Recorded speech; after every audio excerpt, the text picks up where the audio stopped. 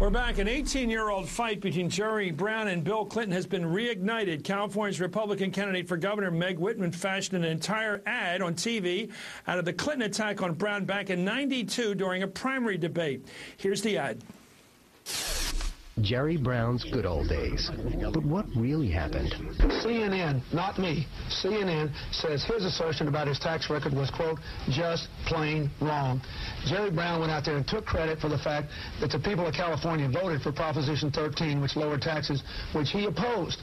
And now he's going around taking credit for it. He raised taxes as governor of California. He had a surplus when he took office and a deficit when he left. He doesn't tell the people the truth. Well, and then Brown, the guy candidate for governor, actually took the war of words to a new level when he assailed the ad by taking a swipe at Clinton and invoking Clinton's impeachment ordeal. Let's listen.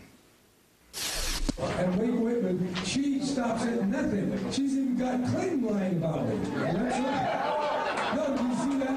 So they said, I raise taxes, it's a lie. So the New York Times, the LA Times said that. But they'll say anything. And that's why we have to have our own truth squad to get the word out, okay? I mean, Clinton's a nice guy, but whoever said he always told the truth? You remember, right? There's a little story there about did he or didn't he? Okay. I did not have taxes with this state. So let's be clear about that. Thank you very much. Well, we'll see how that plays out. Willie Brown's the former mayor of San Francisco, the former speaker of the assembly out there, Margaret Carlson with Bloomberg. Let's establish one fact before we get into the rigmarole here.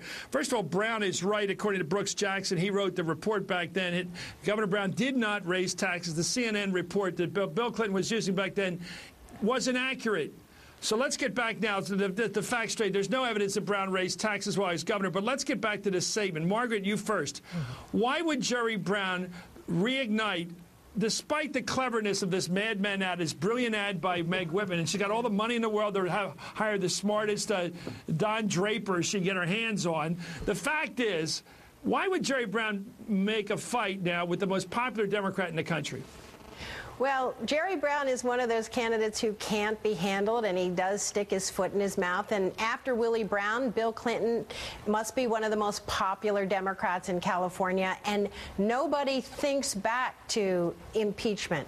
That's ancient history. Yeah, and for Jerry Brown to bring it up about such a popular Democrat is lunacy, really. Now, Bill Clinton was never going to come and campaign for Jerry Brown. There were a lot of wounds in that campaign, including Jerry Brown attacking Hillary Clinton. But you don't want Bill Clinton against you in a state where he's very popular. Well, that may be. I'm not sure what the plans were. I've been trying to figure out whether he had a plan. Margaret, you may be right, but I think Mayor Brown, he would have probably come out there for Barbara Boxer, and she's in a tough race, and he would have said good things about Brown along the way. I guess this is tricky now. Well, let's be very clear. I think Senator Clinton, as is the case with now Secretary of State Clinton, will probably at some point be in California. That's just the way the political game is played. And I think she will say good things about all of the Democratic candidates. Even more importantly, I think President Bill Clinton will be in California, and probably more than one time. And he, too, will say good things about Democratic candidates. Jerry Brown has to be very, very careful. He's so bright, so able, and so combative.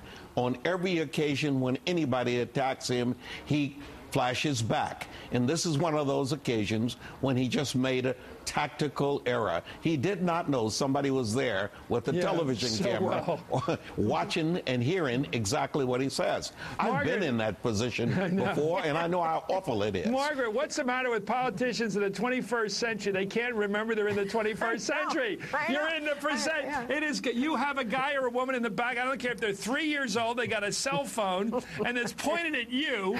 Pay attention. I mean, there's no secret meetings anymore.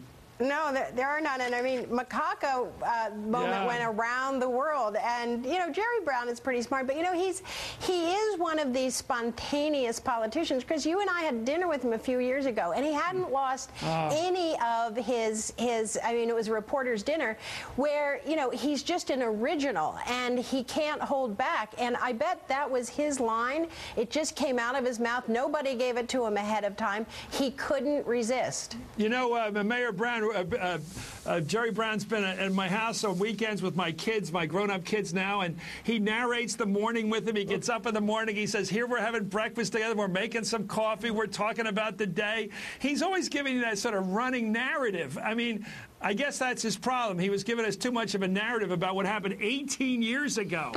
Well, Margaret is correct. Jerry Brown is an original.